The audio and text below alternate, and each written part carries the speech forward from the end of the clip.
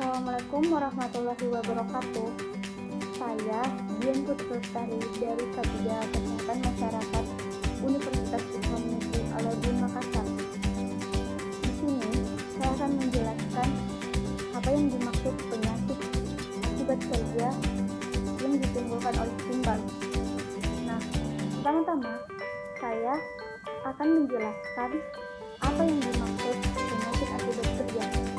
Penyakit akibat kerja adalah penyakit yang disebabkan oleh pekerjaan, alat kerja, bahan, proses, maupun lingkungan kerja. Selanjutnya, saya akan menjelaskan apa yang dimaksud dengan timbal. Menurut Salah tahun 2004, timbal adalah salah satu logam berat yang mencemari udara, dapat dihasilkan dari emisi gas buang kendaraan bermotor yang menggunakan bahan bakar bensin bertimbal. Bensin mengandung senyawa timbal dalam bentuk tetraetilir sekitar 0,3 gram per liter sampai 0,45 gram per liter. Alkyl PD yang terdapat dalam bahan bakar ini juga mudah menguap dan larut dalam lemak sehingga mudah diabsorpsi oleh manusia melalui inhalasi, ingesti, dan dermal.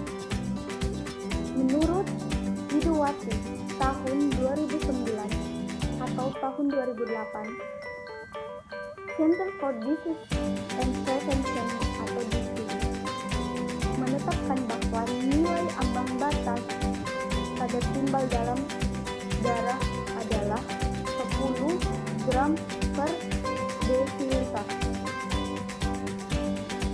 Selanjutnya, saya akan menjelaskan bagaimana timbal dapat masuk ke dalam tubuh.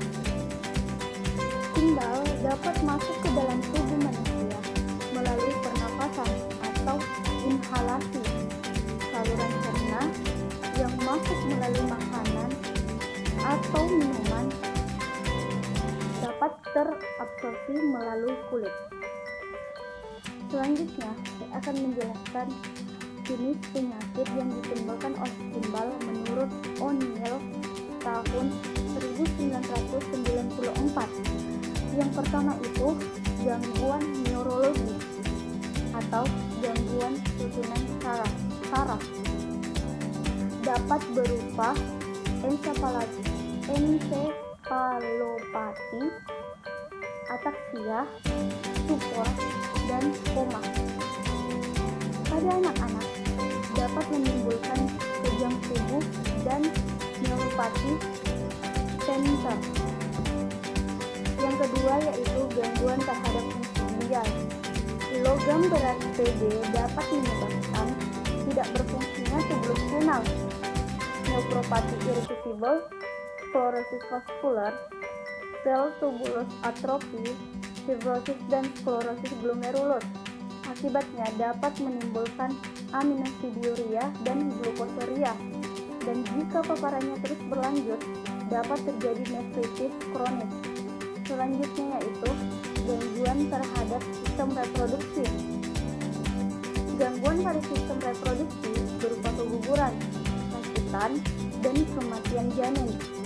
Logam berat mempunyai efek racun terhadap gamet dan dapat menyebabkan cacat kromosom. Anak-anak sangat peka terhadap paparan TB di udara.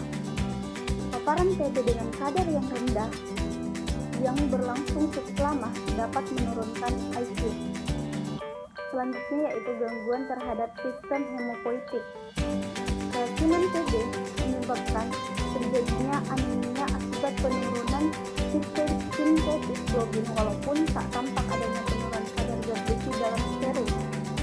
Anemia ringan yang terjadi disertai dengan sedikit peningkatan kadar ALA (aminoleukolic acid) di urin. Pada anak juga terjadi peningkatan ALA dalam darah. Efek dominan dari keracunan TB pada sistem hemopoietik adalah peningkatan ekspresi ALA dan CT. Gejala anemia merupakan gejala dini dari keracunan TB pada manusia. Anemia terjadi pada karyawan industri dengan kadar TB di bawah 110/100 mili. Dan yang terakhir yaitu gangguan terhadap sistem saraf. Efek pencemaran TB terhadap kerja otak lebih sensitif pada anak dibandingkan pada orang dewasa. Paparan menahun dengan TB dapat menyebabkan lead encephalopathy. Selanjutnya, menurut Ardani 2017, pekerjaan yang berada dalam kondisi yang serius untuk terkena timbal adalah pekerja industri yang memiliki aktivitas sebagai berikut. Yang pertama itu pembuatan baterai asam bertimbal dan pematahan. Yang kedua, pelaburan timbal, pencampuran dan penyulingan. Yang ketiga, pencampuran lapisan keramik. Yang keempat, membuang atau membakar timbal dalam cat. Yang kelima, menyemprotkan cat pada kendaraan. Yang keenam, merenovasi infrastruktur atau bangunan cat yang mengandung timbal.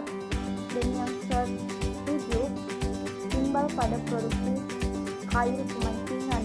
Kedelapan, pembuatan campuran timbal dan timbal pada gelas. Dan yang kesembilan, pengutipan timbal pada kepingan cat atau sampah. 10. Perbaikan baja pada jembatan. 11. Kuningan tembaga dan kobaran pelancaran pada logam yang mengandung timbal. 12. Pembuatan dan perbaikan radiator. 13. Perbaikan mobil atau bus. 14. Bekerja dengan pengujian kadar logam di laboratorium. Dan 15. Pengecatan timbal atau furnitur.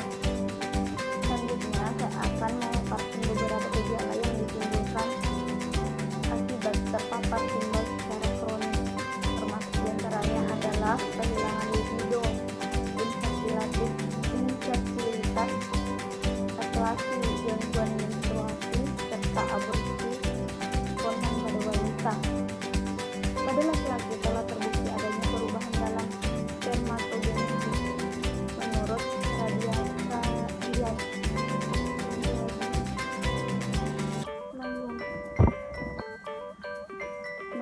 selanjutnya saya akan memaparkan cara pencegahan keracunan timbal.